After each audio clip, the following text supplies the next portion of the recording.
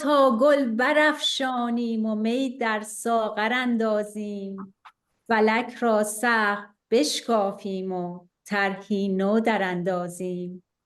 اگر غم لشکر انگیزد که خون عاشقان ریزد، من و ساقی به هم تازیم و بنیادش براندازیم. Come, let us spread the flowers and pour the wine into the cup. Let's pierce sky's ceiling and bring up a new design. If sorrow stirs an army to shed the lover's blood, the Saqi and I will end its very flood. This is from Divan Hafez, Ghazal 374. Beloved Avatar, Meher Baba Ki Jai. Thank you everybody for coming and bringing your light and love with you. ممنونیم تشریف آوردید و نور و صفا رو با خودتون آوردید.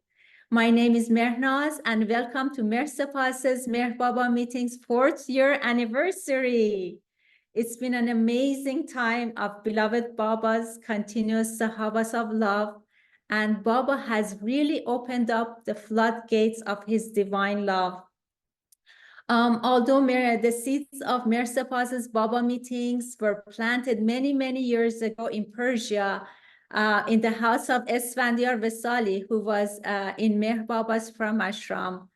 Baba reconnected us all together through the virtual world when the COVID struck, and thus Baba initiated the connection between East and the West. But to be honest, Baba started this a long time ago with his travels, laying these cables between the East and West, you know, when he was traveling all across the globe. And MeherSepas's meetings have allowed us to connect Baba lovers and all seekers of God, spreading his message of love and truth. First and foremost, we want to thank all of our presenters, all contributors, and all our amazing guest speakers, Baba entertainers, and most importantly, you who have been joining us, making these love meetings a place where we can grow, share, and love him more and more and more and more each and every day. MeherSepas's mission: love, unity, the new humanity. Today, we are so delighted to have Charles Haynes with us to commemorate this special day. Charles will be presenting on love, obedience, and the gift of eternal freedom. Charles will reflect on Meher Baba's discourses on Hafez's poem, Firaq-o-Wasl چه باشد reza-e-doost talab که حیف باشد از او غیر او تمنایی. O lover, separation and union are none of your business. Seek only the reason to resign yourself to the will of the beloved. This is Ghazal 491 from Divan Hafez. Jai Meher Baba. Charles, welcome.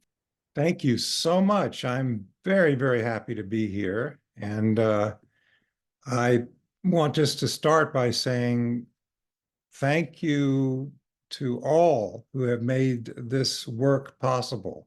I think it's a wonderful thing. What a great service to Baba's cause to link people from around the world in his love. So thank you for doing that, and happy anniversary, 4th anniversary. It's a wonderful thing. And I'm sure it must please Baba very much.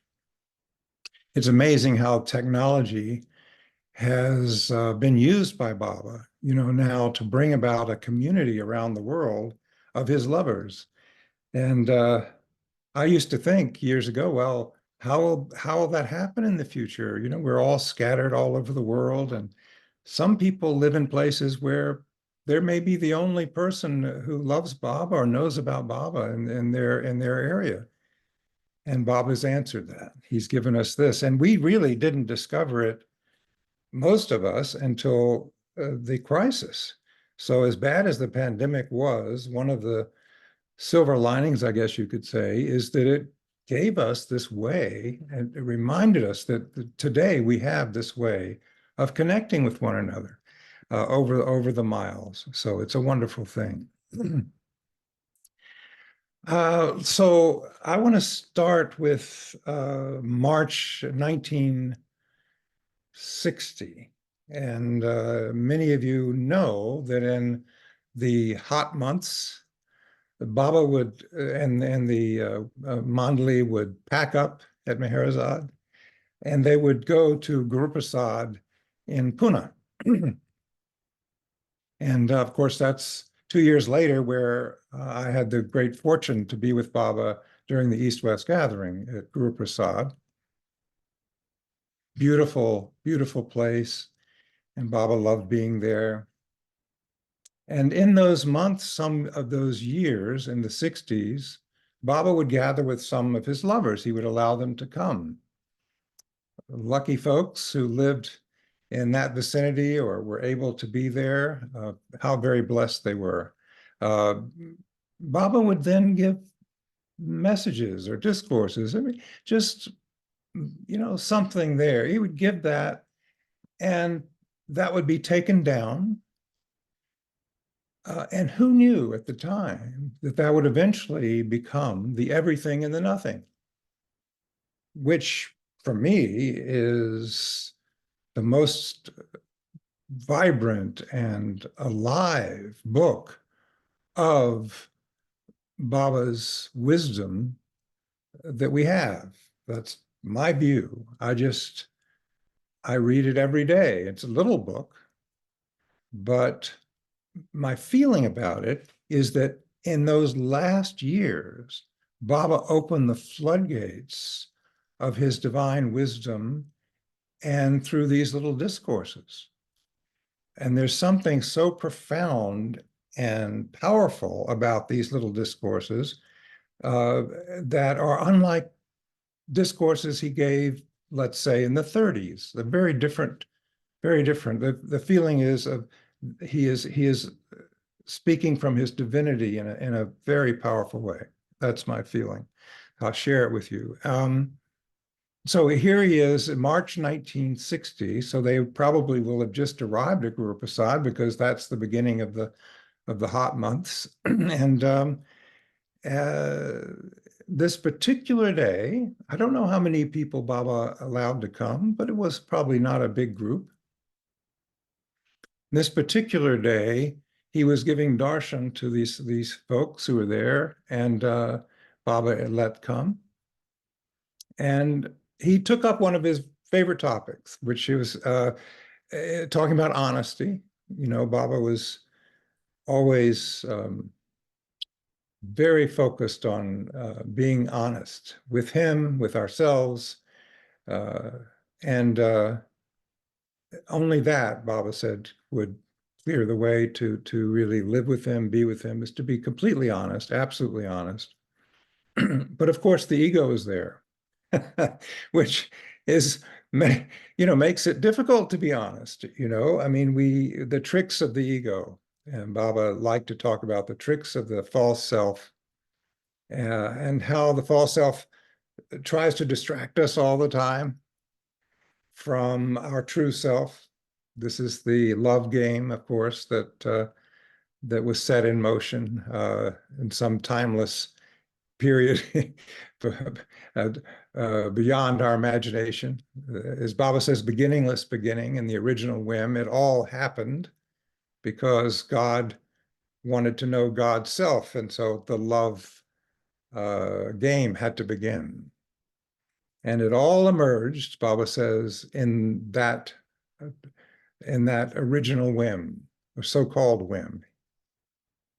All.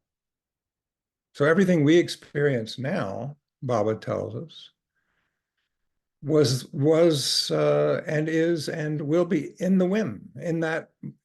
So that's what Baba calls the will of God. We call it time and space, or this happened in the past. This is going to happen in the future. We don't know, but maybe, and so forth. We have that experience. Baba says, but that actually in reality is not true. It is all now, which is an extraordinary thing the mind can't grasp, but that's what he says. So Baba is talking about the tricks of the ego or the false self And he says at one point, how will you get rid of this false self? How will you give up this shadowy I amness and get established in the I alone am God, or alone is state? I alone am God, or God alone is state.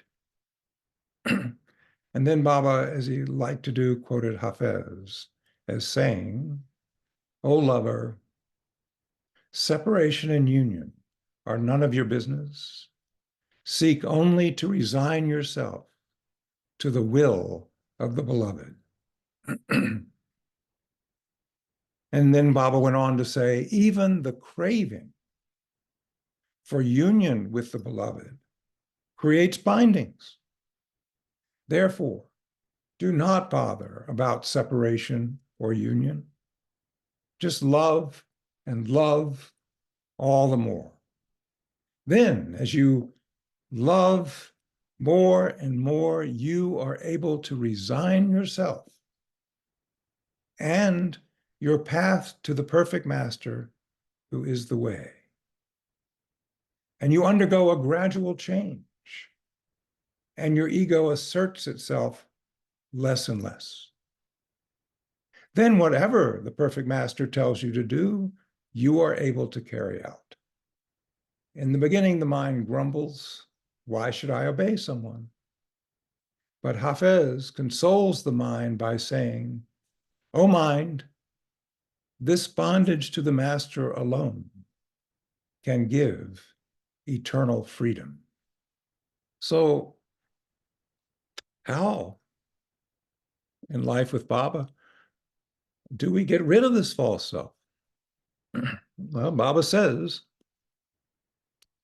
we can't. He makes it clear. We can do nothing. Only the beloved, our true self, can wake us up, or you could say wake himself up from this dream that we're in. Baba says, we're in the dream of God. We're in the dream of God, but we don't know it's a dream. So how can we wake up and know that all that we thought was real is not real? Only he can do that. And how does he do it? Well, as you know, he says through love.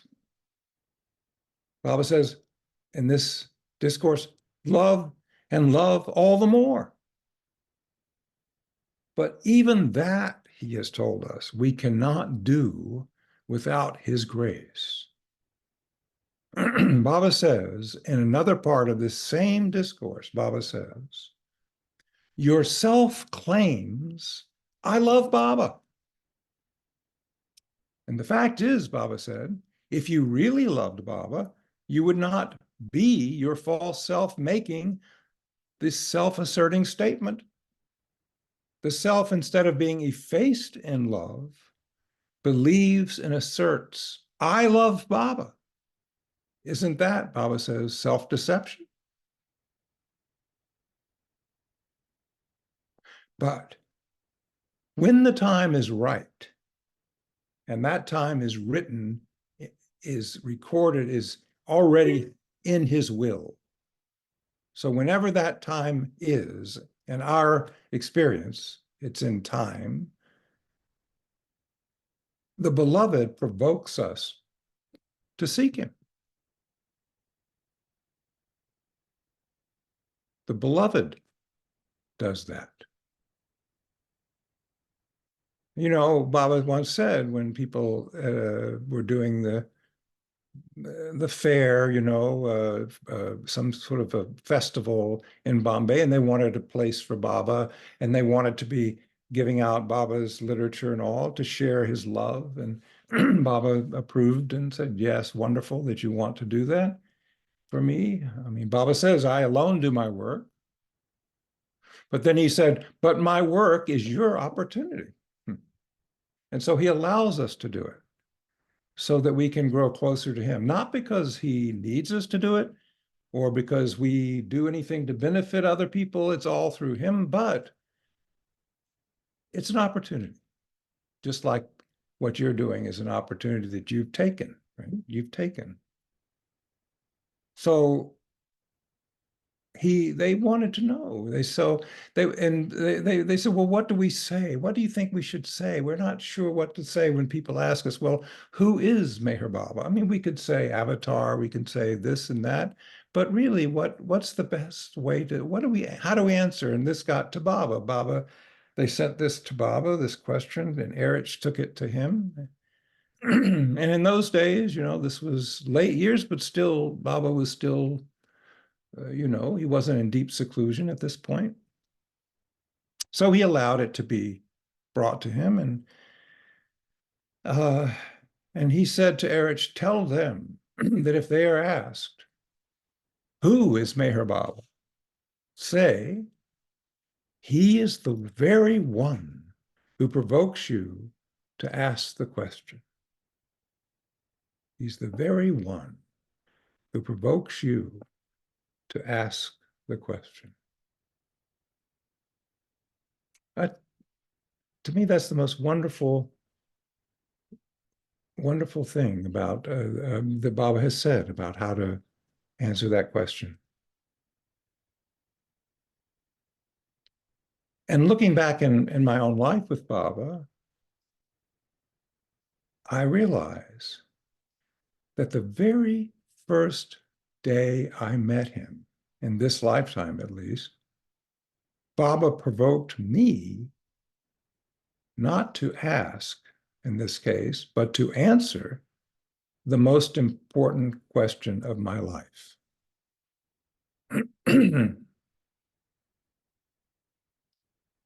It happened on May 21st, 1958. And I think there are some here today who have heard me talk about that day. It's the most important day in my life, in this lifetime, the day I met him, May 21st, 1958. He was at Meher Spiritual Center. I think most of you, if not all, maybe have been to the center and can picture this place that I'm talking about. If you have not been, there is a little cabin. And it sits on the lagoon. There's the lake, and then there's a little piece of water that comes off the lake, a lagoon. And this cabin sits right there on the lagoon. So that's why Elizabeth and Norina called it the Lagoon Cabin. So that's what it is. And it's just a very small cabin. It was actually, it was made to be an Air Force hutmut, means for Air Force pilots to live, kind of a small barracks. And I think they were 4 or 5, or I don't know, they're not, a few of them could be there. In those days, in the 40s, when they built the center, you couldn't get materials to build cabins because it was all restricted because of the war, World War II. So they had to be creative, and they sent off for things that they could buy that didn't have to be built. And one of them, the Air Force apparently was selling off these hutmuts that for people who wanted them. So anyway, that's what it was, a little Air Force hutmut that Baba used for interviews with individuals, small groups. It's a little space. And we would, those of us who were going to meet him would line up outside and wait our turn. Now, I won't tell the whole story of how I got there because that's for another day, but let me just get to the part where I'm there. I'm standing there in front of the lagoon cabin, and there's the screen door, and I am called in. I think my mother was already inside. I wasn't paying attention to where she was, but someone came to the screen door and called me in, and inside there was Baba, seated and wearing his pink jacket. And I ran across this little room into his arms. Now, I didn't know much about who he was. Mother hadn't told us very much. We had known Elizabeth and Kitty, who were running the center at that time, two of Baba's very early disciples, Elizabeth Patterson and Kitty Davy. We had known them for months, almost a year by that time. But they didn't tell us. We were small children. I was 8 years old, almost 9. My sister was 6, and my brother, I guess, was 10. Yeah, 10 years old. So we didn't know much. Elizabeth and Kitty didn't just talk about Meher Baba. They lived it, and little was said. Mother didn't tell us much because she hadn't had her own experience of Baba at that time. So she wasn't sure what to share with her children. She wasn't sure what it really meant.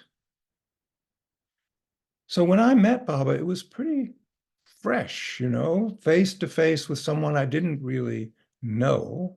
I knew he was from India. I knew a few things, that he was considered something very great by Elizabeth and Kitty, who by that time I adored them both. But other than that, I didn't know. So that's why it's unusual as a shy, self-conscious little boy, and I was very shy, to run across the room right into his arm. It was so immediate. I loved him right away. I don't know why. I didn't think of it at the time. I just felt it. I just had to be in his arms. And he held me there. And I felt I knew him. I didn't have words for it, but it was so familiar to me. And again, I didn't warm up to people quickly. I didn't run into people's arms. I was not that kind of child. I was very shy and, hesitant, but not this time. And so as he embraced me, I felt, yeah, this is something I know. And believe it or not, I really was not aware that he was silent. I mean, I must have been, on some level in my mind, I must have been aware because he didn't speak. But to me, the way he was the way he is supposed to be, if that makes sense. I mean, it was so natural. And when he spoke, and of course it would be translated by probably Erich. I didn't pay attention to who they were. Erich was there, Adi Sr. was there, but I just didn't look over to them, or anybody could have been in that room.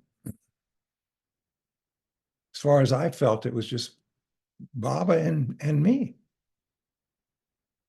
So yes, someone must have interpreted, but it didn't even occur to me that was the way he was speaking. It seemed so direct and so natural.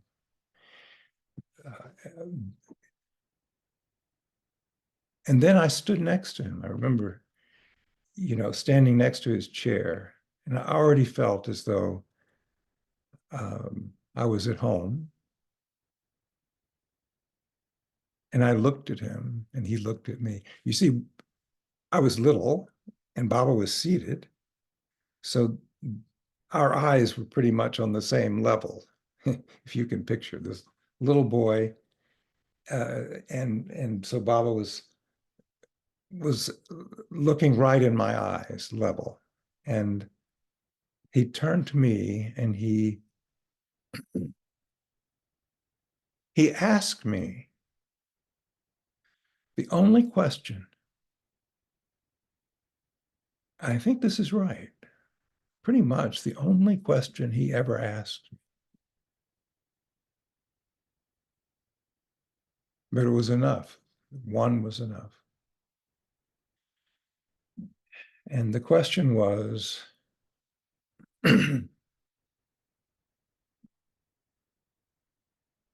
would you like to come and live where I live?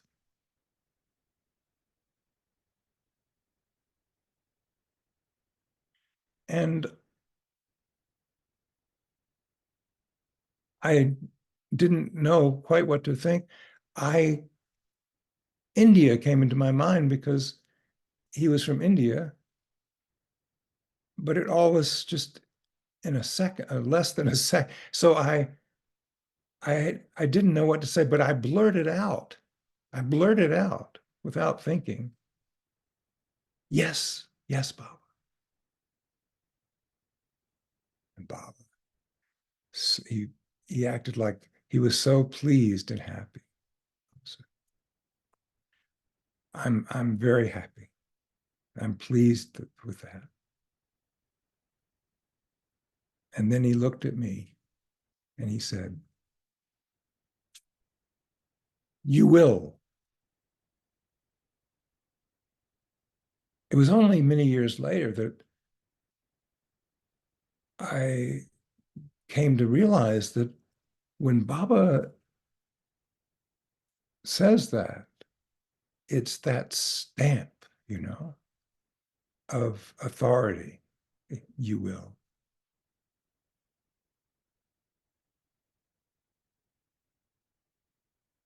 I'm glad I said yes.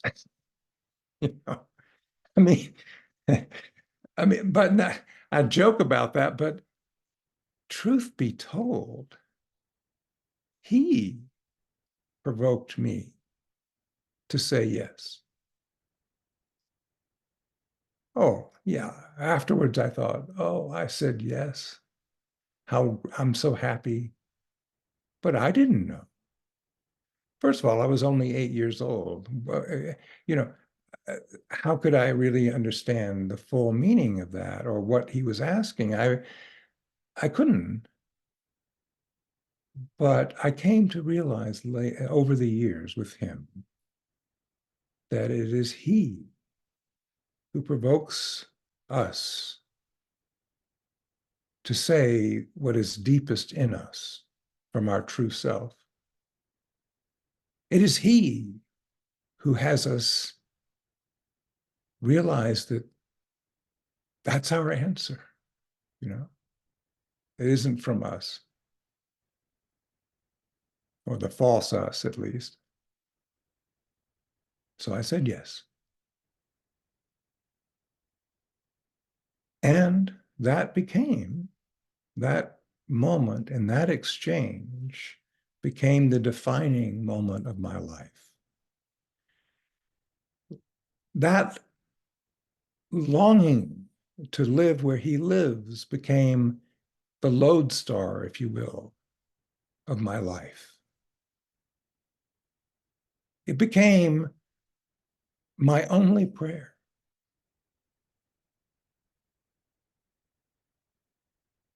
Now, you could say, well, he's with you now. He's always with you. And the more you're aware of him, the more stronger his presence is. We all experience that with him because he allows us to. It's our time.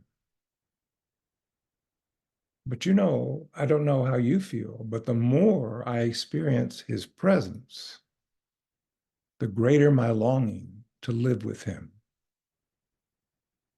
when he comes again. I want to be there. The more I feel that him now, the more I want to be with him whenever he takes form again.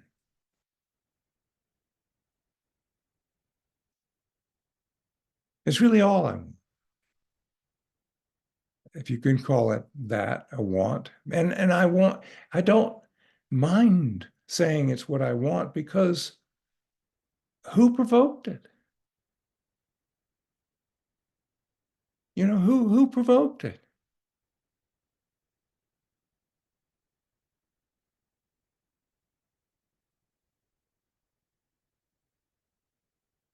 Came from him. It wasn't me.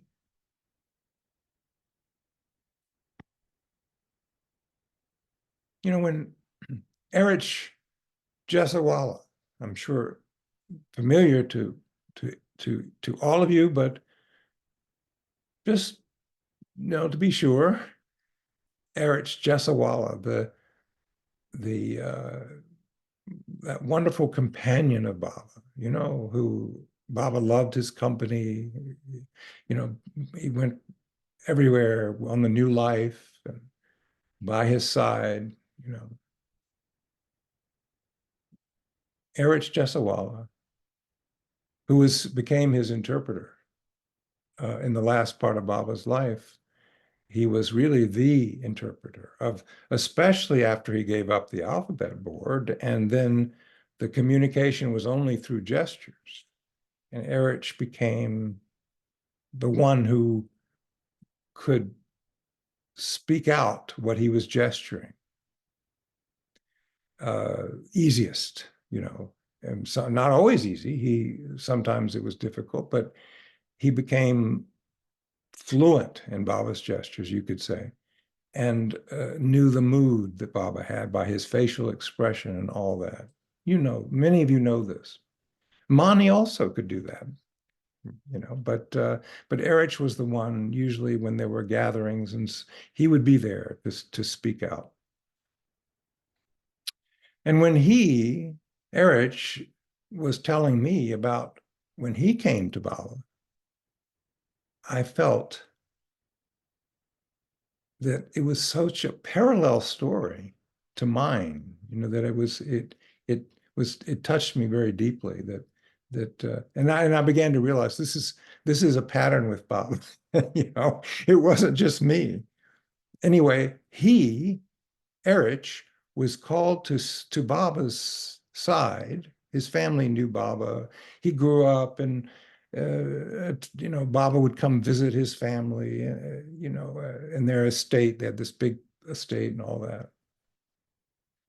And Erich was a little boy, and so he would see Baba, Erich, and play with Erich and all that. Sometimes Erich would go out the back door so he wouldn't have to, you know, play with with Baba, and he could go play with his friends. You know, it was like that. He was Erich when he was a child.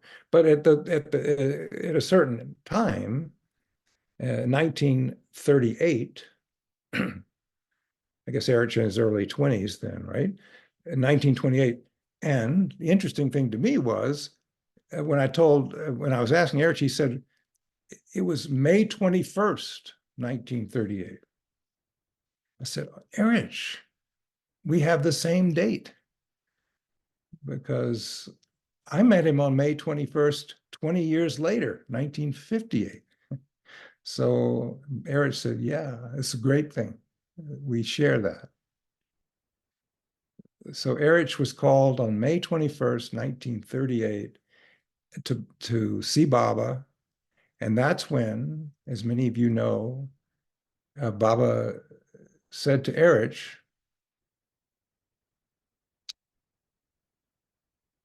can you leave everything and come and be with me? And Erich looked at Baba, and you know what rushed through his mind, of course.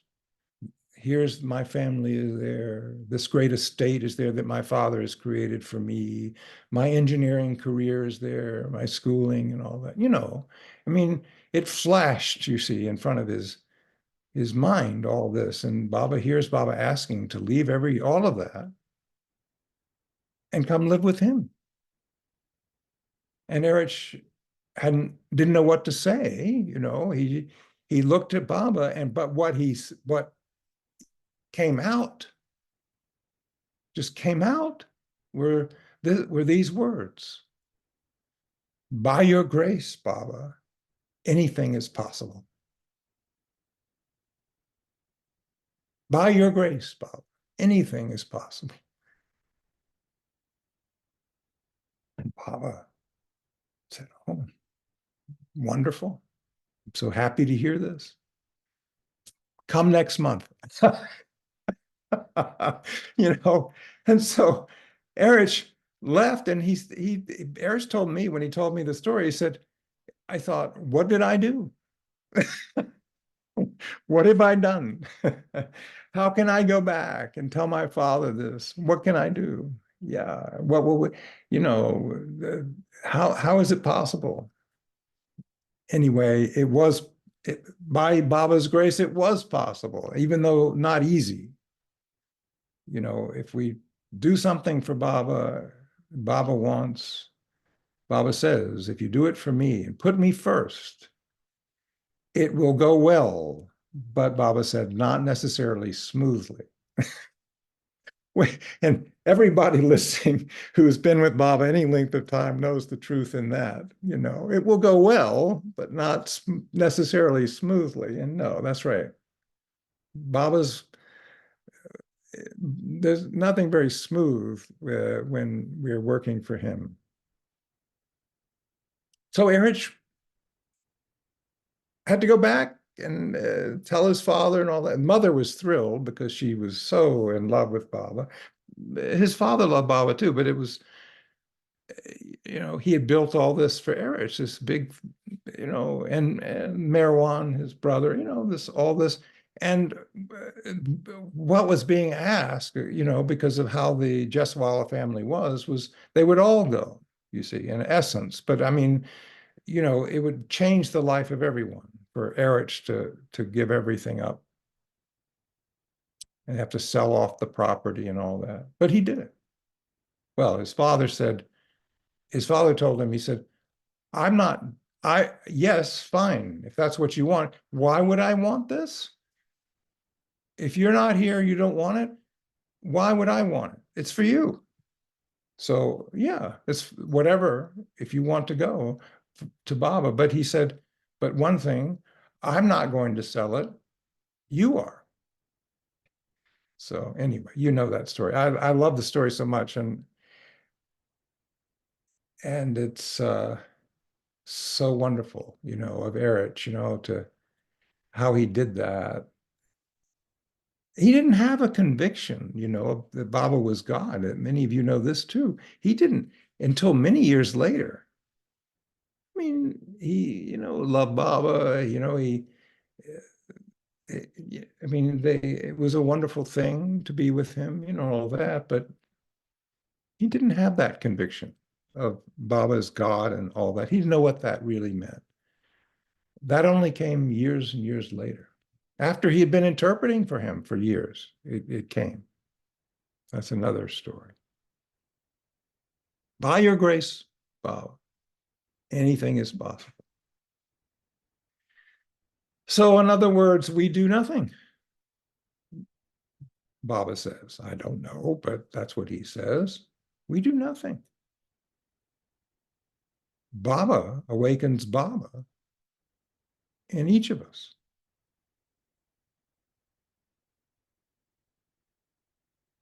And most of my life, I didn't really focus on that. I thought, well, yeah, I have to do this for Baba. I have to do that. I'm going to be doing, you know, like that. I am going to. And when I was in India in the early 70s, just after, not long after Baba laid aside his body, and then I had time to actually meet Mandli people. They had time to meet me, I should put it that way, and get to know them as people, not just as someone in the room. And Erich one day said, write this down. I said, what? He said, this, and he said, here's my notebook. We were sitting in his room, his little bedroom. His little bedroom was half of the old seclusion cabin that had been up on the hill, the seclusion hill, way up on the hill. And when it was brought down, half of it was made to this little room and half another room. It's a very small little, I guess you could say tin, was made out of tin or something like that. It's still there. And that was Erich's bedroom. And his bed was pretty much taking up the whole room. I mean, there was a little space around it, but not much. And he would work on that bed when he was at Meherzad. And he would, if someone were there to do something, and I had some work that I wanted Erich to help me with, you know, whatever. So he graciously let me come and sit there. So I sat on one end of the bed. He sat on the other end of the bed, cross-legged, staring at one another. One of the happiest times of my life in that little cabin. And with the greatest man, except for Baba, that I've ever known, no question.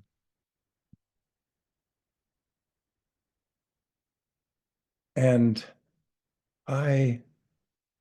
he gave me this notebook. He said, here, write this down. And he had a number of things in the notebook. This is a book, a little notebook he kept of things Baba had said, you know, at different times. And Erich wanted to note it down so he could use it, right, in other times and all that. So it was a little, yeah. And then if Baba called for some saying or, you know, something like that, or some quote, something, Erich would have it right there. Baba didn't need that. Baba didn't use that for Hafez because Baba quoted from himself. And Baba, being a human being who took on not knowing, he said, as to be with us fully as human, Baba took on not knowing. He said, the all-knowing one has within himself not knowing. All knowledge has within itself no knowledge. So Baba would take that on for his work, to be human, to be with us, to be our companion. He would, you know, he would say, you know, and how did you come today? Did you drive? Did you come by train? Well, Baba, we drove and all that. Yeah, it was like that. It was natural. He was not a mind reader. He did not let you think, well, I'm just going to oh, I see, you've already eaten. Okay, I understand. You know, no, Baba would say, have you eaten? No, Baba. Oh, Baba said, you must eat, right? So I never thought, and I wasn't with Baba very many times, but I don't know anyone who was with him more than I who would tell you that you ever thought, why doesn't he know? Because this is me now, my own, I can't say, but my own feeling, because he conveyed in his presence, in his way of being with you, he conveyed that he knew your heart, right?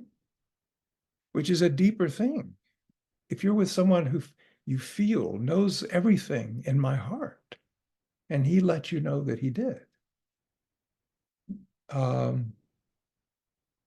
course, it didn't. What difference does it make that he took on that asking you about your family? How many children do you have now and all that? You didn't say, well, why doesn't Baba know that? Why doesn't he just look into my mind? You know, because that wouldn't have been Baba. That's why. That wouldn't have been Baba.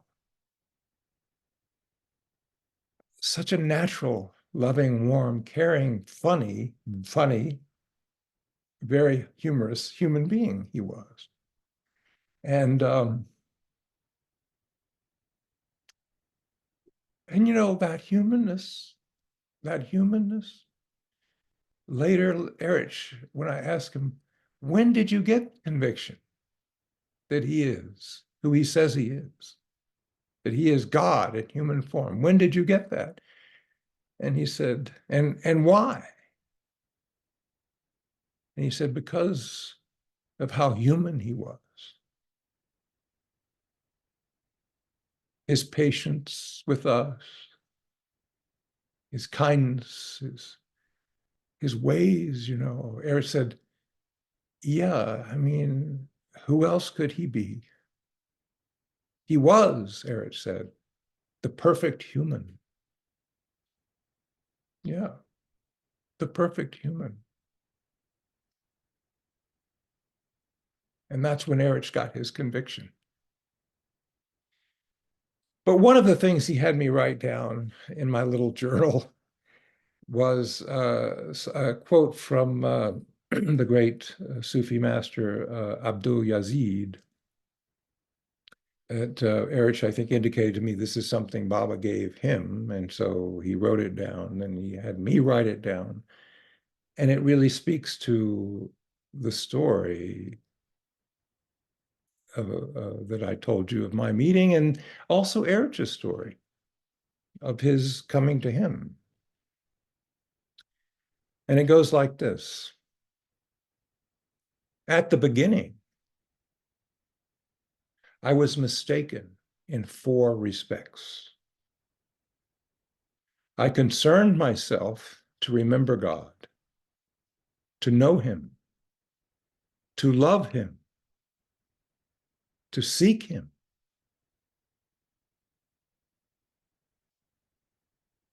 But when I had come to the end, I saw that he had remembered me before I remembered him, that his knowledge of me had preceded my knowledge of him. His love towards me had existed before my love for him, and he had sought me before I sought him.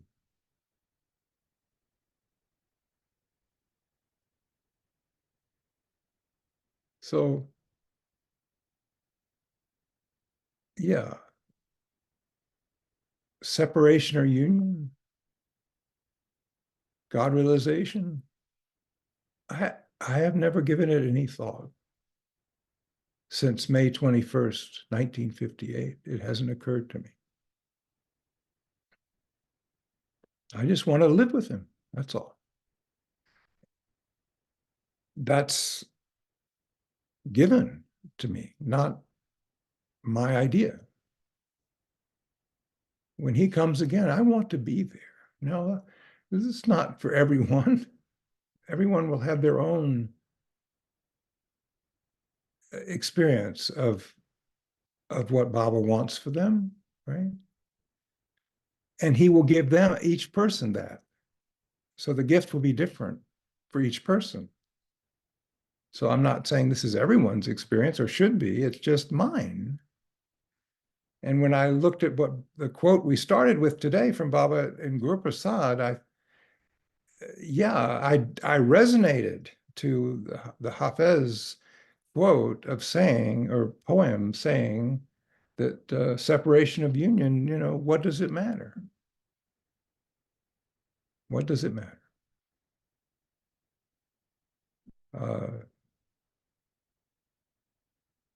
You know, back to Erich, who has shaped so much of my life with Baba. We were walking together one morning early.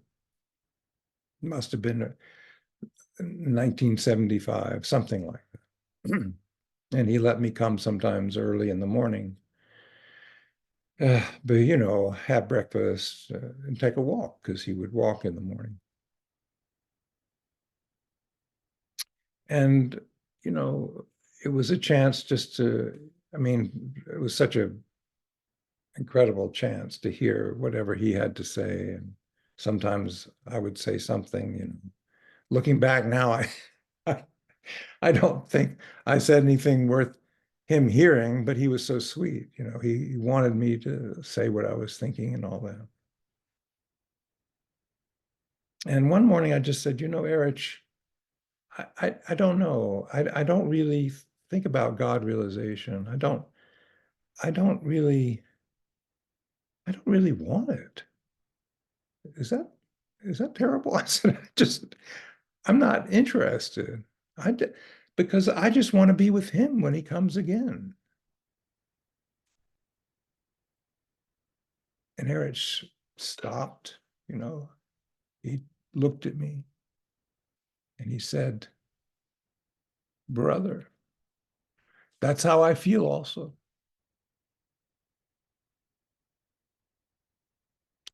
And then he told me, you know, when he first got to Meherabad in the early days after Baba called him, he was very young, and there were Mandli people there, you know, who had been there a long time,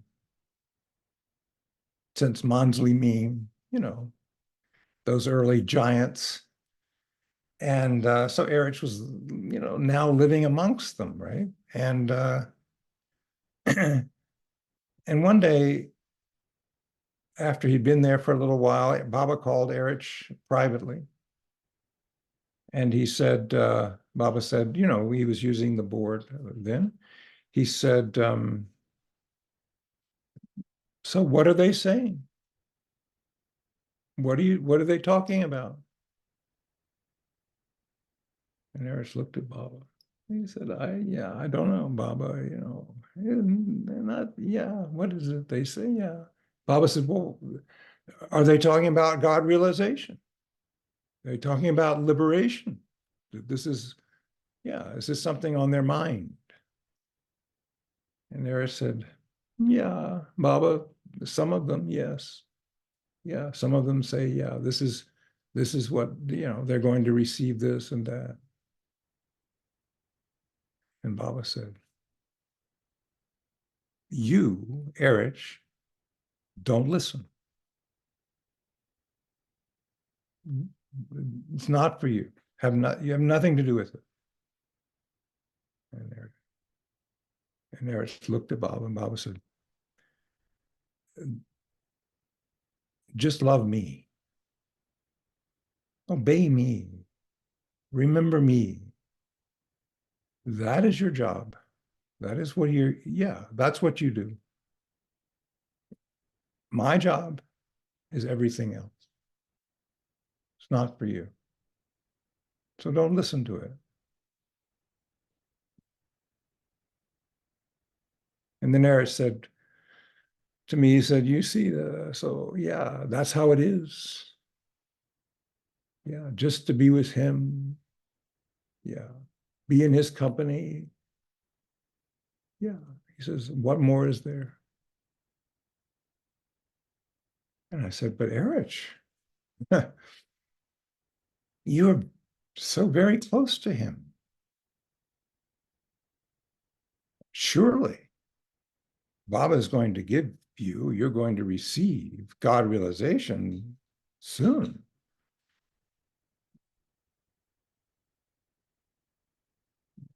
Erich looked at me and said, yeah, yeah, yeah. That is there, no doubt. But what can I do, brother? I'm helpless in the matter. Yeah, I'm helpless in the matter. He said, have you seen the fruit trees? I said, what? The fruit, yeah, the fruit trees. Have you seen? Yeah, yes, Erich. Yeah, I've seen fruit trees. He says, yeah, well, if you've seen what do you see?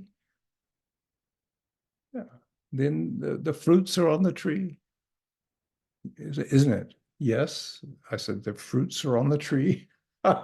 He said, but they're, yeah, look at how it is. You know, this is their sustenance, isn't it? Yeah. How happy that must be, you know, like we are like that. We Mandli people. We are the fruits on the tree. We are attached to him. Everything is from him. Yeah. What a joy that is. What a life that is.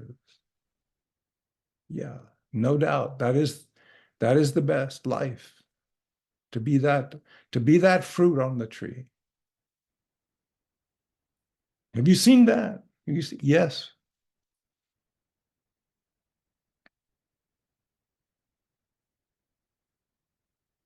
But he said, have you seen what happens? I said, what do you mean? Yeah, you know, what happens to the fruits? I said, well, you know, over a time, in a season, they get ripe. Yeah, yeah, they get ripe, isn't it? Yeah, I said, yes, they get ripe. And then they get riper still. I said, yes. Yeah, then what happens? They fall. What can they do? So that's how it is with us. Yeah. To stay on the tree, how wonderful that would be. But what to do? We are those ripe fruits now.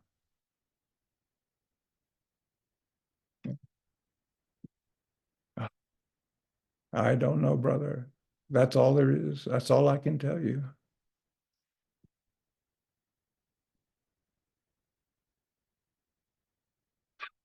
So Baba made it clear, you know, if we forget ourselves in his love and service, we will become those fruits on the tree.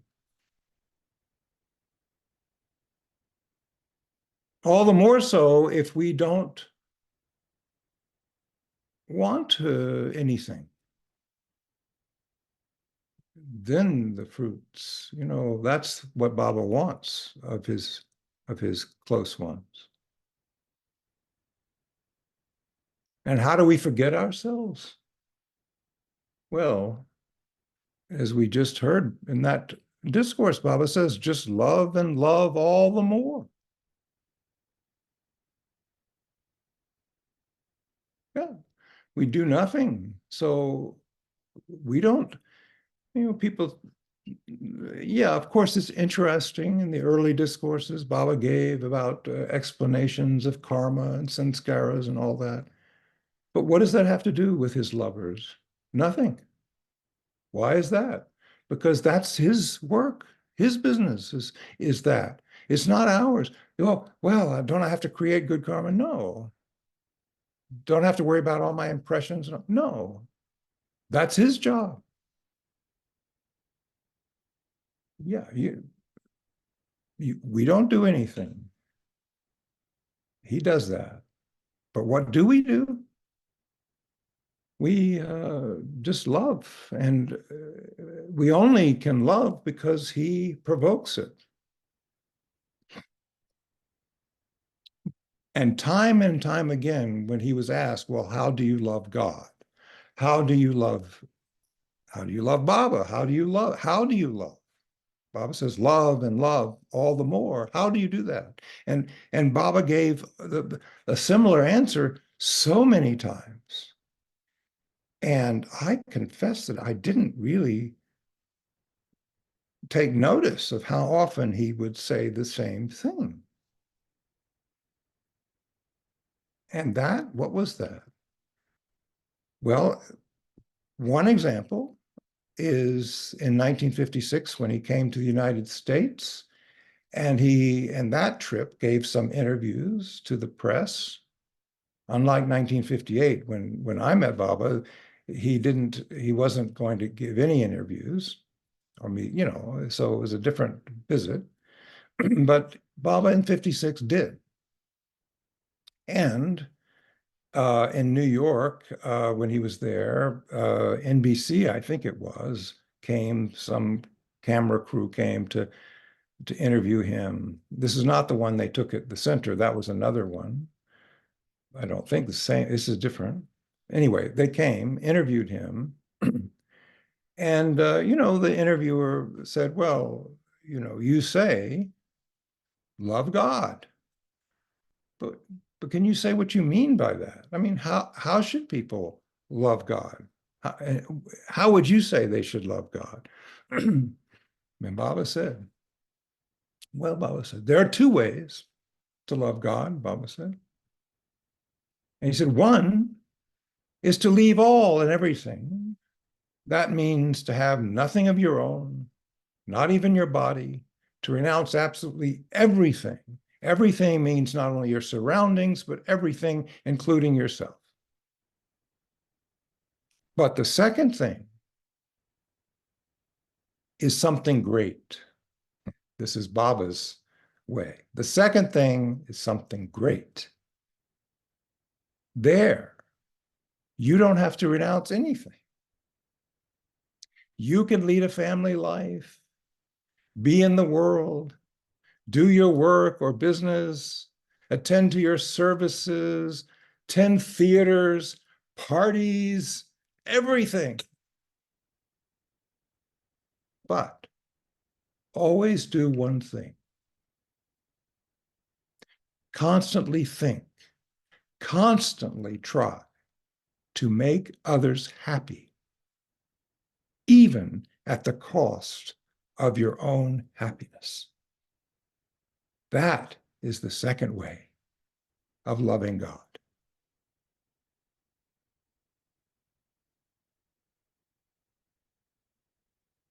I don't know about you, but I'll take door number 2. Thank you. Theater, parties, but it sounds simple. It sounds easy, but it's not, as you know.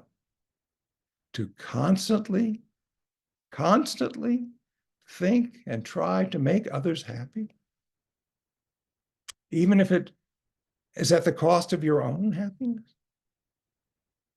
I mean, that's, in our culture today, that's just the opposite of all the self-help advice, right?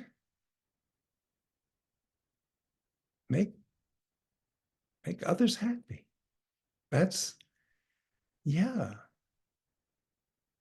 simple, but so challenging to do. Takes His grace. It takes His grace.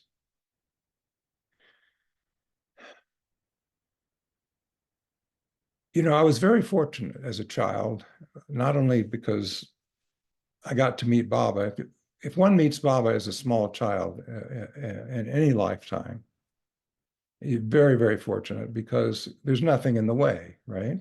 And if he allows you to, as a child, to glimpse him, which he doesn't always do, but if he does, then there you are, this innocent, unformed child with no questions and just wanting to be with him. Honestly, as a child, I fell in love with Bob, but I'll just say it that way. I did. When I left that lagoon cabin, I felt, and it was years later that I put words to it, but I felt this is someone whose presence I never want to leave. That's the gift he gave to this child. I didn't deserve it. I didn't know about it. I mean, you know what I'm saying? It didn't come from me, but it was a gift. Maybe I merited it over lifetimes. I don't know. That I leave to him. I don't know or care, but there I was. But the other gift he gave in that early period was in 1957, when my mother first came to the center in Myrtle Beach and met Kitty Davy and Elizabeth Patterson. That was the other gift. Kitty Davy had lived with Meher Baba for almost 20 years in India in the ashram. She's British, music teacher when she was younger, and was trained by Baba every day for years. That's Kitty Davy, right? And Elizabeth Patterson, well, she came from a very well-to-do, social, who's who in America family, right? And father was a wealthy businessman and all that. And she met Baba in 1931, like many of them did. Norina Machiavelli and Nadine Tolstoy, they same time in New York, Harmon on the Hudson. She was there. She was a world traveler. She was an adventurer. And then she too went to live in India with Baba for, I think, almost 6 years. And she, of course, as many of you do know, Baba sent her back to the United States in 1941 and asked Elizabeth Patterson and Norina Machiavelli to find a center in America for his work, which is today Meher Spiritual Center. So in case, this is these two people may not, Kitty and Elizabeth don't, they've been gone for some time. So not everyone knows when I say Kitty and Elizabeth. So I say that parenthetically. But they were easily two of the most key. Baba doesn't like hierarchies, but from the human point of view, they were two of the most critical, key people in the West to do his work. No doubt about it. So we met them, our family, and got to know them. My mother and Elizabeth became very close, and Kitty was great with children, and so we spent a lot of time with her, and she taught us games and helped us to learn not to quarrel so much and all those things. And this is before we met Meher Baba. And as I say, they didn't talk about him, so I didn't know much about him. But looking back, I realize that's really when I began to meet Baba. A year before I met him physically, I met him by being with them. Because they were, at that time in their life, this is late in their life, this is my understanding, my feeling, whatever it's worth, transparent to him. There was very little Kitty left. There was very little Elizabeth left by that time. Now, not their personality. Baba did not take away people's personality. He did not, make people be something different. Certainly not a holy person or pious or saintly. That's not in Baba's way. They were who they were. And he loved those different personalities. That's why they were in his circle. He needed different personalities, different ways of living. And he kept that, all didn't go away. What went away was the ego. Personality, Kitty was Kitty. Elizabeth was Elizabeth. Margaret was Margaret. And they never changed. But in that sense, they didn't change. But Margaret became transparent to Baba because he had ground down ego, you see, or Kitty, ground down ego. Baba told the Mandli in Meherabad, and I found this in the Tiffin lectures. I thought it was wonderful. Baba told them one day, he said, "You know what I'm doing to you, don't you?" They said, "What, Baba?" "I'm poisoning you a little every day." Reminds me of that Agatha Christie story where the two old ladies are poisoning people a little every day. Well, Baba said, "That's what I'm doing." And that's what he did do. Without you even knowing it, he was giving you that little, whatever it is, cyanide that eventually will kill you off. You'll die. Your ego will die. No doubt. Now, you won't know how and when, and, it's not our business. It's not our business. If we're the lover of the beloved, That's the beloved's business to kill us off when it's time and ready. We don't say to Baba, let me in on it. I mean, let me have a hand in it. I mean, no, we have no idea what to do. We ask Baba for this, we ask Baba for that. Okay, oh, fine. But the answer is Baba knows better than we do. So what we need and when we need it and all that, So yeah, by this time, Elizabeth and Kitty, well,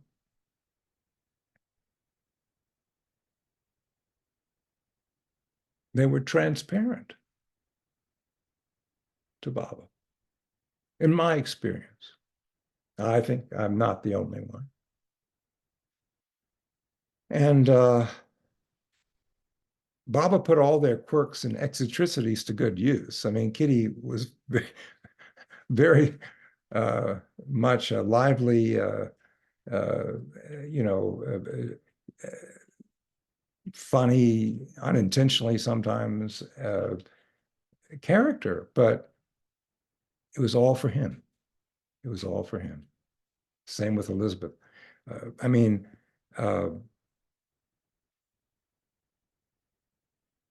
Elizabeth once said something very funny about Baba, how of other people, well, first she said something serious, other people who come to love Baba, and then others would complain at some point. Well, look what they're doing. They're supposed to love Baba. Look what they're doing. And what she said one day, she looked at us and she said, well, all I can say is, if Baba accepts them, then so must we.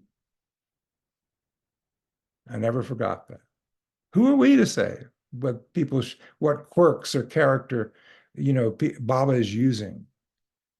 He uses it all. And then sometimes she would also add, well, all I can say is, if you think we're bad now, you should have seen us before Baba. Which I think is wonderful and very true, So I learned from watching Kitty and Elizabeth every day in action, I learned that putting Baba first means first and foremost putting others first, even at discomfort to yourself. They lived what Baba said was to love God, to love him. They lived it. Why? Because he trained them to. The whole ashram experience was, to think of others before yourself. It became like breathing. And at first it wasn't easy, and there were all these conflicts and, arguments, and Baba, of course, and sometimes he would provoke that. That's how he worked. But what he molded was Kitty being, you could say, the archetypal servant. She was the servant. And that's what he wanted in his circle. And she didn't think about it, but she was always ready and eager to serve, whatever the discomfort to herself. I never heard Kitty say, oh, I'd like to do this, or I don't have time for that, or I'm tired now. I never heard it in all the years I was around Kitty. And she lived a long time, so I was around her a lot longer than Elizabeth. I don't know how many years, 57 to whenever it was she went to Baba. But so it would have been unthinkable, I mean, it was just, that was Kitty.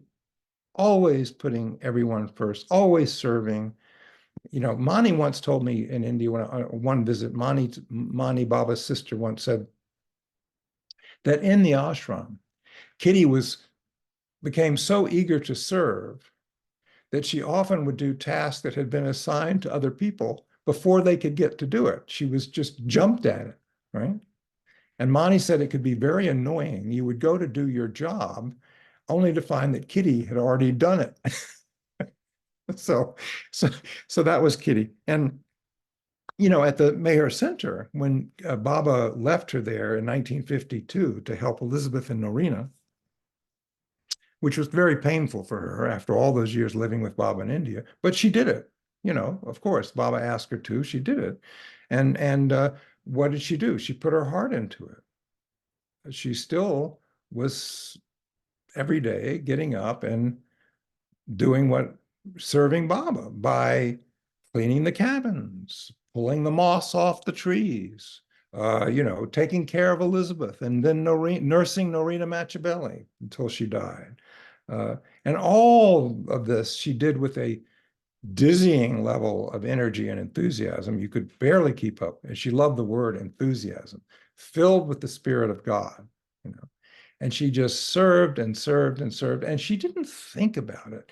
And her later years, when she physically could not do as much, Baba slowed her down, but Baba gave her another life of being there to meet with people and who'd come to the center, and many of them new to and just learning about Baba, and she would be there, and in her enthusiasm, she would as was her nature, she would sort of jump as soon as somebody came in the door of her little book room.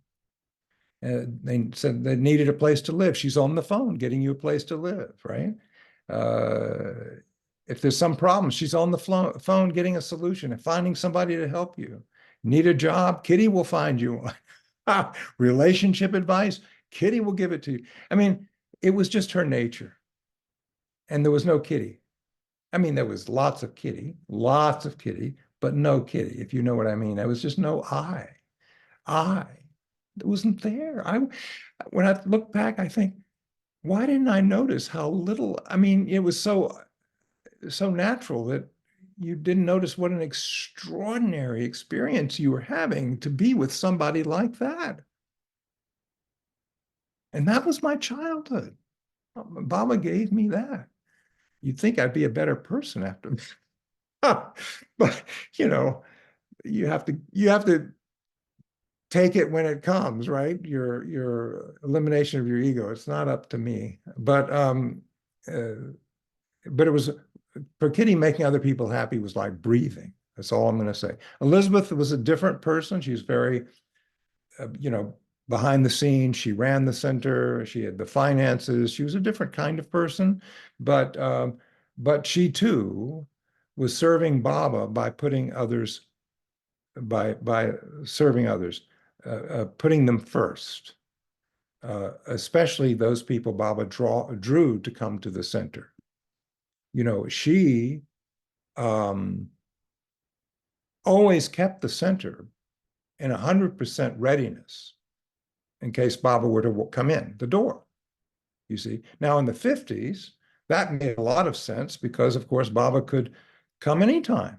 And he came 3 times. He could have come 4 times, 5. You didn't know when he was going to come. And Baba would cancel, and then he would change. And, so everything had to be ready as though he was going to come.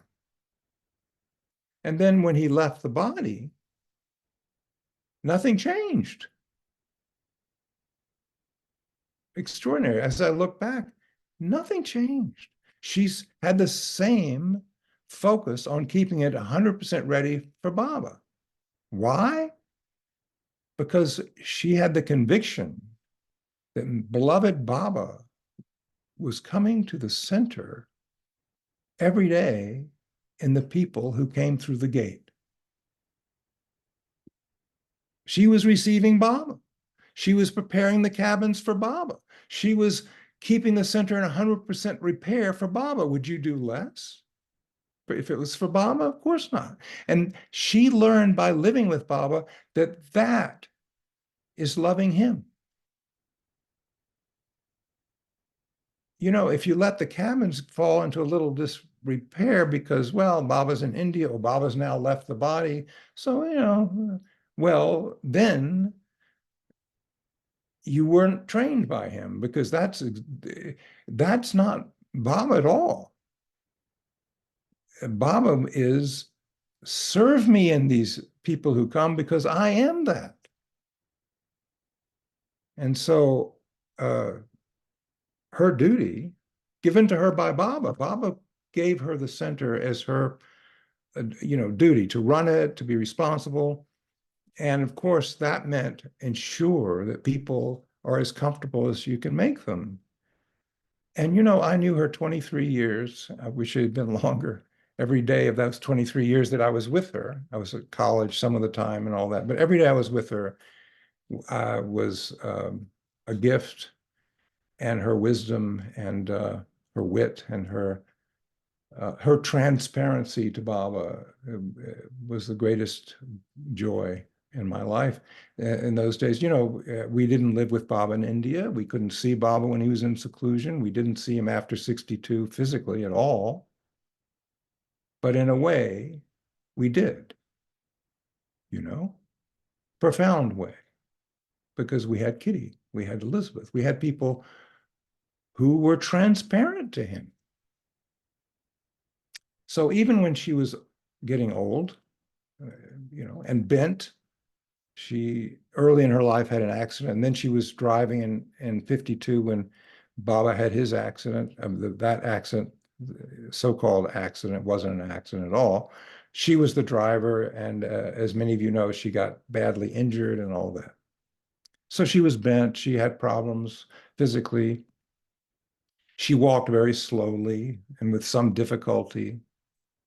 But even then, she still insisted on going in the center personally and going in the cabins and looking to see what dishes needed to be replaced. Are there enough utensils in this cabin? Is the pillow comfortable, or do they need another pillow here? Sometimes she would see a piece of furniture like a little chair, and maybe it needed a little touch-up paint. So she would take it and drag it literally, because she couldn't lift it much. And when I wasn't with her, or sometimes she just would sort of drag it into and put it in her car, take it to her bedroom back at Del Ruba, put out some newspaper on her bedroom floor, bring out the paint, and there she'd be. I caught her doing this a few times. There she'd be painting the chair. She loved to use her hands, partly because she lost use of her hands after the accident in 52, and it took her a long time to get them back, get the use back, and she loved to drive, so she wanted to drive again, so she worked at it. But so ever since that time, she really liked doing things with her hands, partly, but also because she felt that that was serving Baba by doing those things, right? Because that would be making life happy for retreat guests and all that. And that is making Baba happy, serving Baba. No thought of self. So let me end with Baba then, saying, as only he can say, the whole thing in 2 sentences, Baba says, and he said something like this again and again and again. Baba said, I am the ancient one, the one residing in every heart. Therefore, Baba said, love others, make others happy, serve others, even at discomfort to yourself. This is to love me. This is to love me.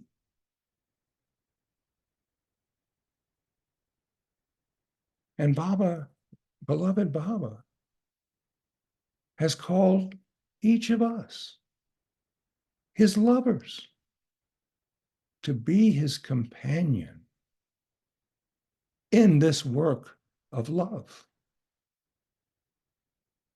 By loving, Baba says, your whole being will be changed and your life will end in freedom.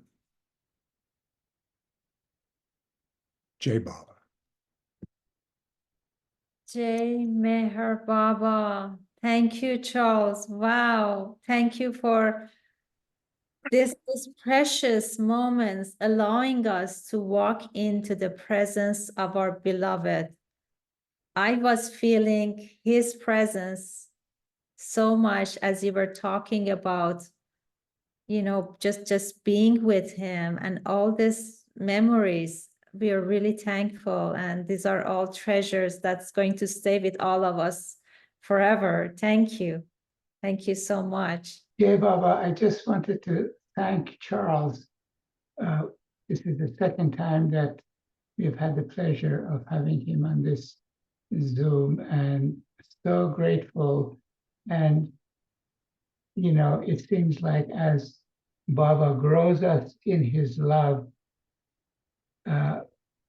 he matures us in ways of thinking about him and loving him that he surprised me as we grow.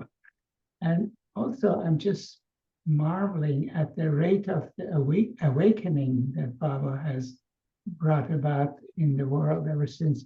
I mean, I've been with Baba only 55 years, but you've been there longer and more. What is your take of this huge wave of awakening that is descending on us?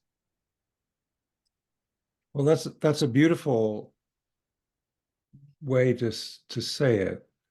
I mean, so thank you for that, because often, naturally, people feel, oh, there's so many terrible things happening and all that. But of course, that's hand in hand with the awakening. And so that's a wonderful thing to remember that. And that helps, I think, for those of us Baba has blessed to know that he is behind everything, that this is his time, this is his advent.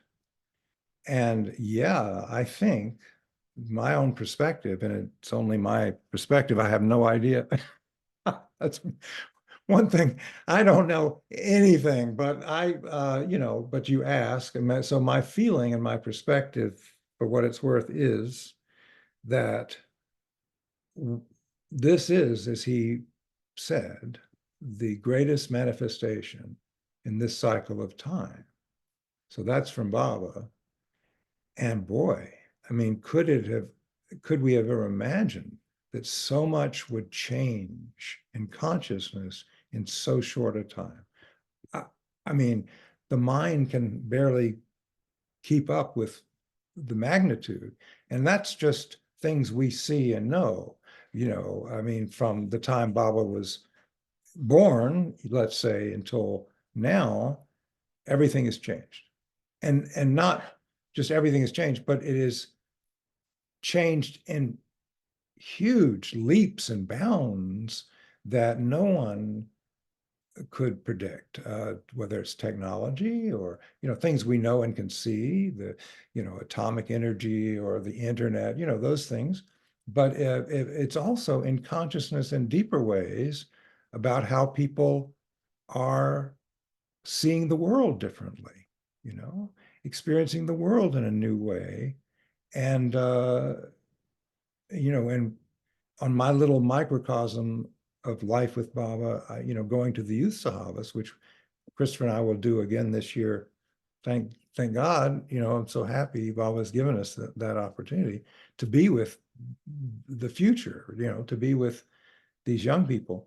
And they just, they know him in a very fresh way. I mean, they don't know much about him, historically, I mean, and all that. I mean, but they know him.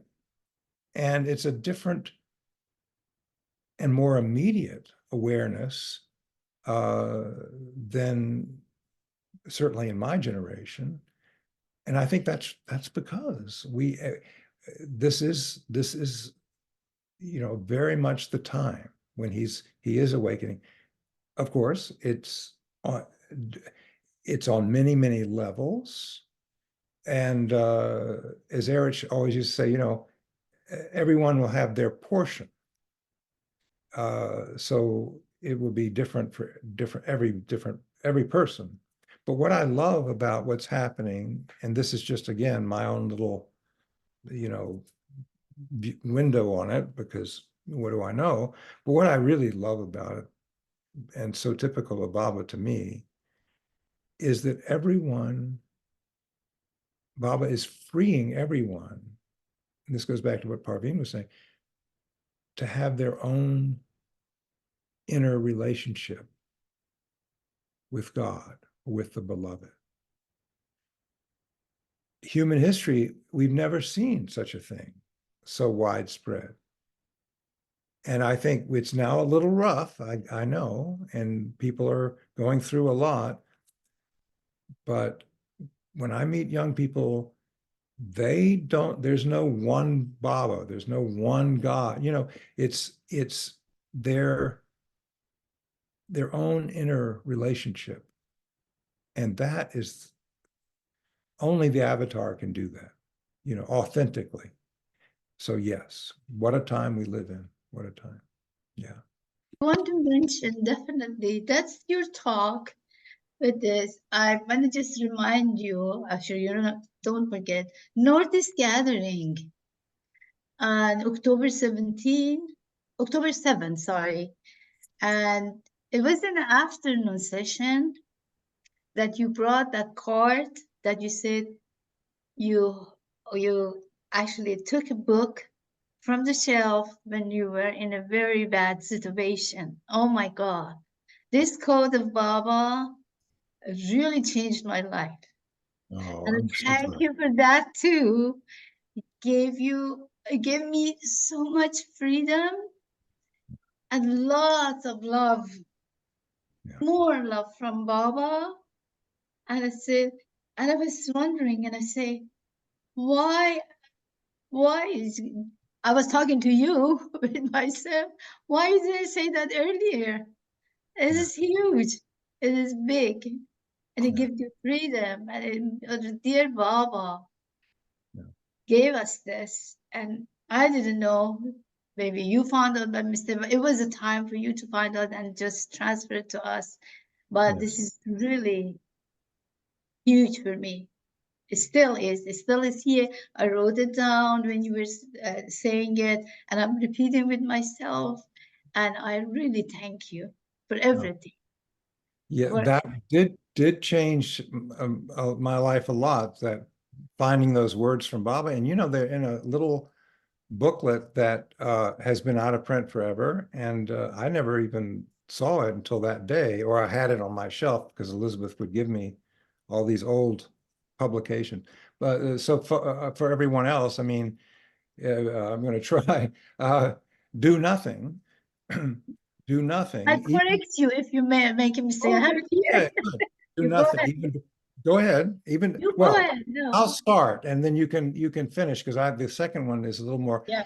Do nothing, not even to please me, against the dictates of your own conscience. Or the word. Yeah. Please me or the word against the dictates of your own conscience. Unhesitatingly, if I pronounce correctly, do what you think to be right and proper, despite the opposition of the world. Despite the opposition of the world, let your mind be found as a rock to resist a strong blast of wind from outside. It's just great. A beautiful quote. And I recently found it, I found the origin of it in the Tiffin Lectures, which of course is a new publication, but old discourses, from the 20s. And thanks to Ward Parks and others who put so much love and effort into it, we now have these early things. And so that's where Baba first said that. And then later, whoever made this little booklet of sayings of Meher Baba pulled it out of the Tiffin Lectures. Yeah. Yeah, Baba. It's you mentioned Kitty and Elizabeth, and it just reminded me of your wonderful mother that I had personal audience in May of 1988 when Oliver was visiting. And I didn't know that by then she had been serving for 30 years. Looking at you, you just shine with her love. Just wanted to acknowledge her and remember That's her. so sweet of you, and it makes me very happy that you would say that because, well, I mean, honestly, when I say Kitty and Elizabeth and, you know, that period, but my mother was in her own way transparent to him for many, many people. And Christopher and I now, Christopher became very close to my mother. And when she was ill and dying, he cared for her a lot. But we hear now from many people wherever we go about how she touched their lives. So yeah, so that makes me very happy that you tell me that. Yeah. Okay, Papa. I actually had this question for a long time. I don't know if I've asked you before, but having met Baba, like, you know, in 58 and being in his physical presence, the way it felt. I mean, I know you were younger. I mean, you know, 8 years old, but the way it felt to be physically in his presence and that energy of that feel of with his physical body. And then in 62, being with him. And then now, you know, is there could you say like is there a tangible difference between, you're talking about that interconnection, interlink with Baba now. And for example, I have that, but there's such a strong feeling of feeling his presence that I know. But for you, having physically been in this lifetime with him and then now not with him, is there some tangible difference of like the way you felt with him physically there and then now in your life? Do you ever in your life now, you'll be making a cup of coffee or doing something and you really feel the way it felt when you're with him in person? Or is it different in some way?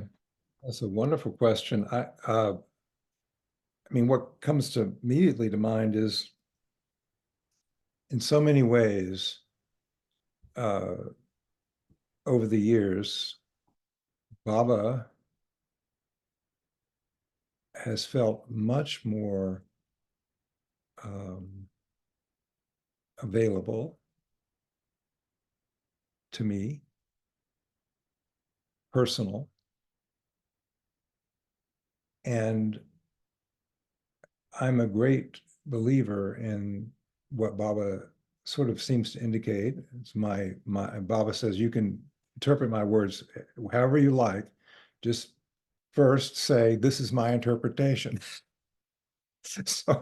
So you know, take it as this is my view of interpretation. It doesn't mean it's true. I don't know, but I mean, I just feel that he is more available to all of us, including those of us who saw him physically. And it's not that because he doesn't, I mean, the body, yes, he laid aside. And so, yes, there's a release, I suppose, connected with that I don't understand.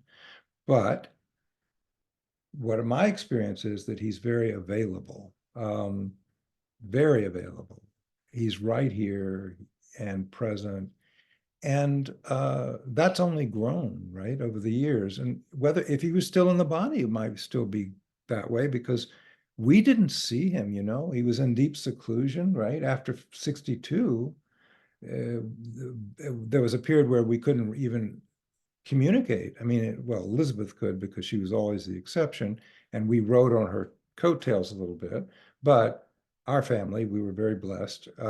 But you know, deep seclusion. There sometimes I remember Monty wrote once to Elizabeth, and said, I can't say anything about what's happening with Baba. So this letter will have none of that in it, which is, you know, startling. So What he did, though, was, and he would send back sometimes to some question that Elizabeth might put to him about the center or whatever, because she had scope to write to him about work. He would send back something like, do your best, do what you feel is best, and I will be there helping you. And he was in the body. So by the time he left the physical body, that was already, we were already used to him not being available physically and used to him being available immediately. And people say, well, how do you know? You know, it's just you, and, you know, you're going to say, oh, Baba says this, but I don't ever say Baba says this and says, but, you know, people can if they want. But I mean, I don't know, but I do feel that that's the new humanity. That is what is going to happen. And like it or not, there's going to be as many understandings and experiences and hearing of Meher Baba as there are people, right? And there's no Vatican that's going to say, oh, no, yours is right, yours is wrong. Now, we've never seen that before with an avatar. I mean, exactly. So we don't know quite what it's going to look like, but I trust that Baba knows what he's doing. And he will bring that, you know, era, that age of intuition into being in ways that will work for the world for that period. And then it'll break down and he'll come again and it'll have some other way, you know. So I guess it's a long way of saying, I think he's, for me, he is immediate and available in a way that, you know, that I never have experienced before. Now, having said all that, Alan, I will just perfectly honest about it and say, what sweetness. You know, to be with him physically. I mean, it's such a sweetness, right? And he gives that still in a different way to me, to others, sometimes even a deeper way. I say that because there were many people who got to meet Baba physically who didn't feel that at all. And some of them later would feel it and not in his physical presence. So it has really no correlation exactly between being with him physically and having that experience. But for me, in my life, the sweetness of being with him was part of that longing I have to be his companion when he comes again. So I guess it's planted in me because that's the longing that he gave me. And to walk with him, you know, to play games with him, to whatever, serve him, take care of his body. I have that longing. But that doesn't mean that he's more present or less present. It means only that that's meaningful to me because I need that as Baba wants me to have that so that I will long for that. Now, others long for something else. I have a very close friend who loves Baba all his heart, and he is longing to be one with him, liberated. Wonderful. I don't know what that means exactly, you see. So that's his experience. I have another friend who's very sweet and, you know, loves Baba a lot. And I said to him, oh, you know, maybe we'll be together when he comes again. And you know what he said? He said, I might not be around. I thought, okay. And he might not, you know, I had to laugh. I said, why didn't I think of that? You know, maybe maybe not everybody wants to be around for another 700 years or whatever it is. And, you know, so Baba's humor is that we're all different and in what we long for. And and none of us know anything, right? We don't know. And of course, whatever it is that happens is already written. So, but I just have to say, because it's not being honest, not to say, oh my God, you know, the physical body of the avatar is something quite special, right? I mean, of course it is. And it can be special anytime. You know, Mirabai, famously, great Saint Mirabai, did not meet Krishna physically, right? She had only a statue. But that statue became real. So she was with him physically. And he had been dropped his body long before that. And Mara told me about her. That's the first I ever heard of Mirabai, is Mara told me all about her and how she and Krishna had this wonderful companionship. And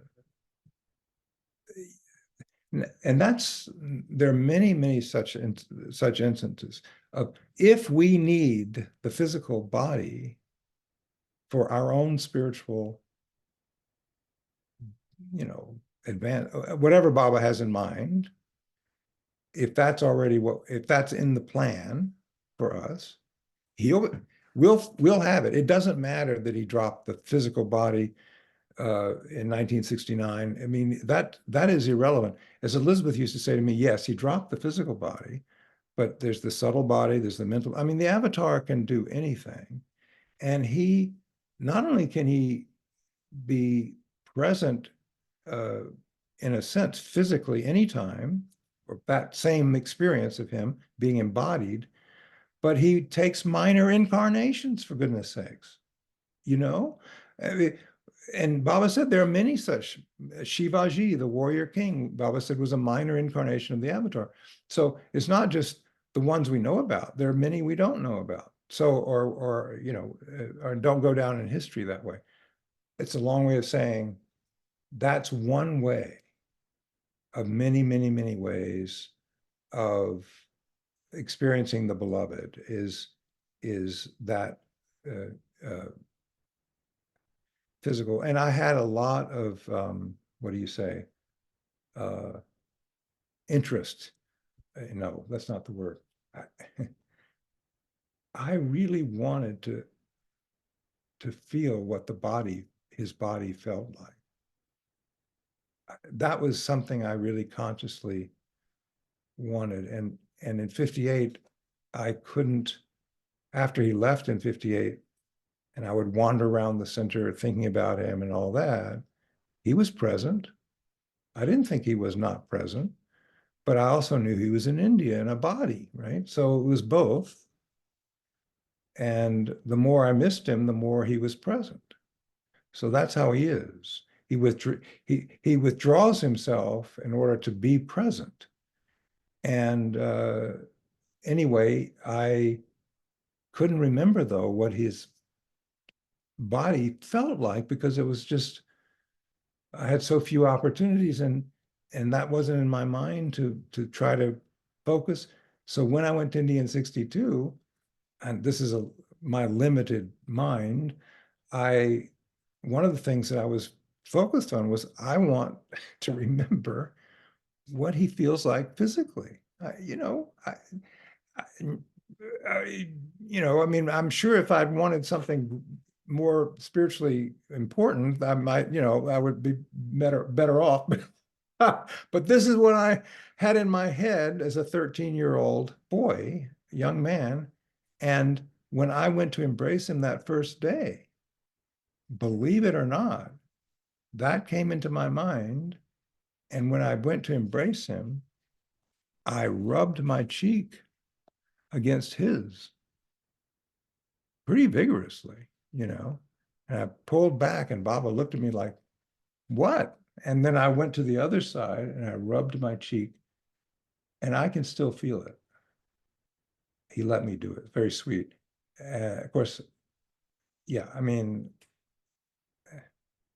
what does that mean? I don't know, but it meant something to me to have that memory of his physical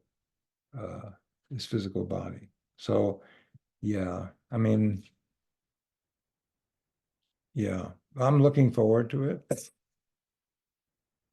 I mean, it's not that it's better. There are days with Baba now that surpass anything I experienced when I was with him physically. Why? Because I hope I've grown closer. So it's that makes one feel Baba. It's not being in his physical presence, but I still am looking forward to walking with him and all that, because there's something about that, you know, for me, that is, you know, is the ultimate way to live. So yeah. Does that answer, Alan, what you were asking, or am I off the mark? Yeah, no, that really helps me. Thank you very much. Thank you, Baba. Thank you, Charles.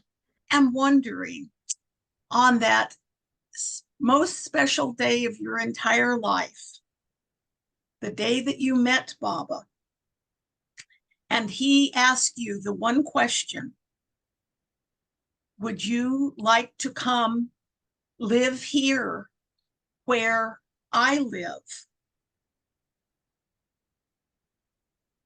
Did it ever occur to you, or did you find it in your heart that you longed to live at Meherabad, where he lived? When you said that today, I've heard your story before, but today I clearly heard it as, would you like to come and live here at Meherabad, where I live? Of course, that wasn't possible while Baba was still in the body, because his universal work required so much, you know, seclusion and so forth. But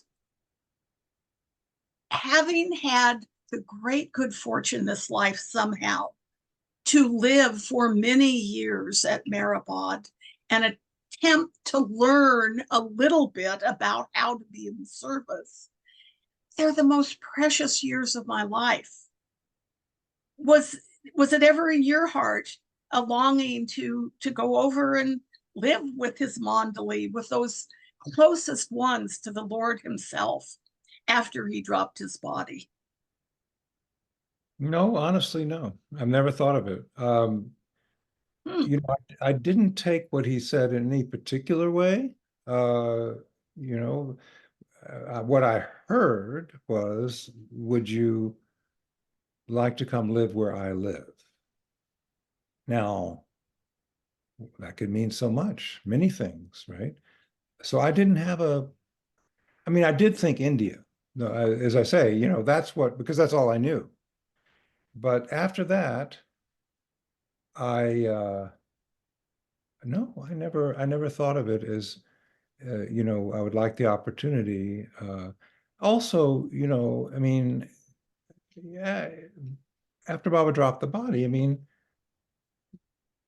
it was different for me. You know, of course, I went to India quite a bit after that and got to be with the Manli, which is a great blessing. And it was like being with Baba in a way, of course, but physically. But no, I never had that calling to actually live over in India because of Elizabeth, I think.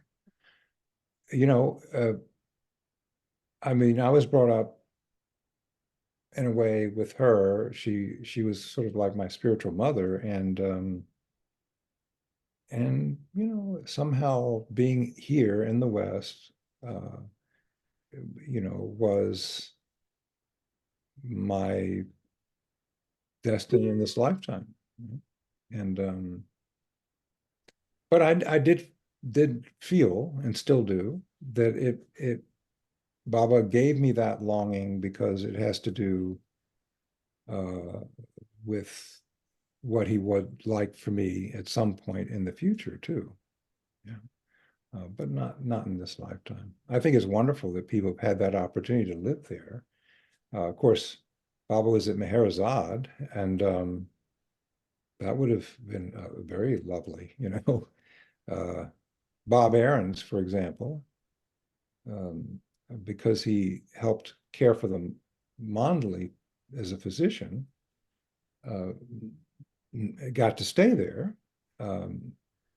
Mostly people who got to stay at MEHER were people who Baba had them stay in his life, physical life, like Dr. Kinmore. But then some others got to stay there if they had particular work, like Bob.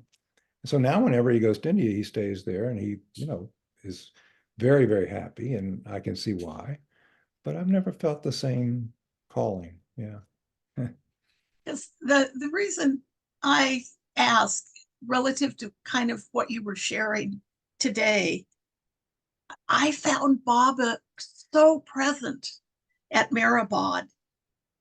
I find him very present right here in this room speaking to you. He's present everywhere all the time if we can tune in to that channel, you know, in our hearts that finds that. But my years there have really imprinted him on my heart in a way that I think for me, if I had lived all of my adult years in America, his imprint would not be so strong in my heart. Yeah. But really, there was something very special, either MEHERabad or MEHERazad. There was an aliveness there that's that, as you know, because you spent, you know, you came back and forth a number of times. At any rate, Well, yeah. that's, you know, that goes back to I guess an underlying theme today. And, you know, that was your portion, as Erich would say. That was your portion. Someone else could go there and not experience that, you know, that in fact do. So, you know, it's because that was meant for you. I did want to add one thing to what, because Alan prompted this, and that I didn't think of saying it, but I asked Erich, one of the visits, I said, well, you know, Erich, I'm interested to know how you see this, that Baba, towards the last years, there were so many people in the West who wanted to meet him in the body. I mean, that was what they thought, you know, this was be the great thing, that we would actually meet him in the body. And those numbers were getting significant. And, you know, whatever it was, 65, 67, like that. Many people were coming to the center, right? And longing. And of course, a lot of those people signed up to go when finally Baba opened the door and said, I will give darshan in 69.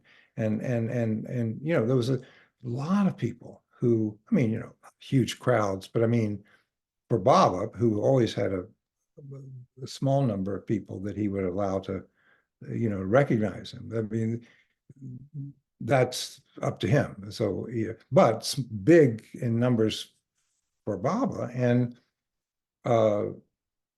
so I asked Erich, I said, well, why do you think Baba, I mean, they had this great longing, really deep longing. They just really wanted to see Baba in those years.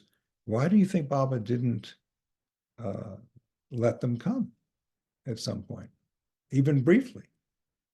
And Erich said, they had such longing, I said. And he said, that's why. That's why. Because you see, that longing was greater experience than they would have gotten if they had seen him physically, is what I took Erich to be mean to say. That Baba knew exactly what he was doing, and by withdrawing, he was creating a deeper longing, an experience of him. And then I felt, yeah, that struck me as so true. We think, you know, I speak for myself, well, yes, of course, what could be better? You know, I'll go sit with him, but not necessarily. You know, it might be a deeper experience of him when I long to sit with him. And actually now looking back, that longing is one of his greatest gifts. To give the lover the longing to be with the beloved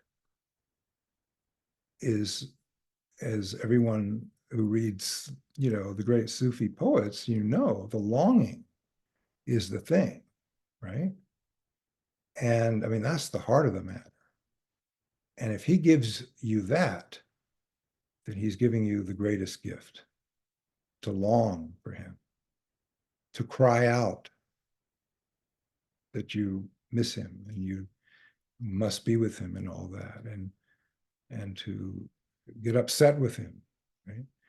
This is the dynamic of the lover beloved, because Baba is not interested in making you feel happy or, you know, giving in to what you think is good and all that. What he's interested in is the lover uniting eventually with the beloved. And only when the longing is intense at its height is that possible. Yeah. So a lot of these people who didn't get to see Baba, even though they knew and longed for him in the 60s, let's just say, my contemporaries, what gems they are. You know, I mean, I don't want to speak for Baba or anyone. It's just, to me, that they are such gems. They have such, many of them, such a great awareness of him, a knowledge of him, a wisdom about him. And that's because he gave it through the experience that they were meant to have. That's how I feel. It's just me. That's adding on to what I was sharing with Alan.